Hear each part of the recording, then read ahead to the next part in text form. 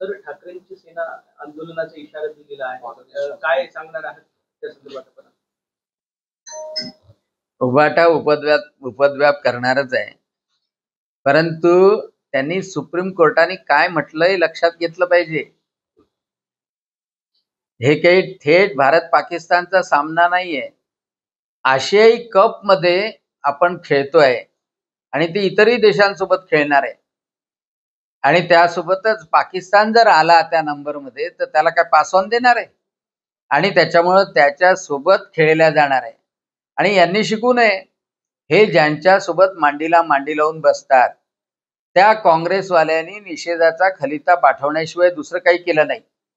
26/11 मध्ये 150 लोक मरण पावले, आपले सैनिक मरण पावले, पोलीस मरण पावले. यांनी काय पाठवलं? निषेध. पण उत्तर दिलं नाही.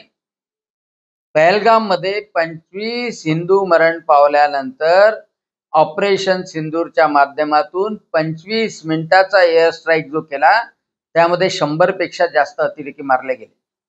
अतिरेक्याचे अड्डे उद्ध्वस्त झाले. एवढंच नाही तर ज्या ठिकाणाहून मिसाईल फेकू शकत होते तेच विमानतळ उद्ध्वस्त केले.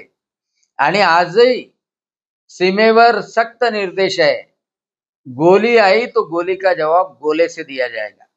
आणि म्हणून अशा करारी प्रधानमंत्र्याच्या पाठीमागे उभं राहणं सगळ्या नागरिकांचं कर्तव्य आहे, उपद्व्याप करणं नाही. आणि उपद्व्यापी आंदोलन करायचं असेल तर जरा बॉर्डरवर जाऊन या म्हणा, तिथे आंदोलन करा.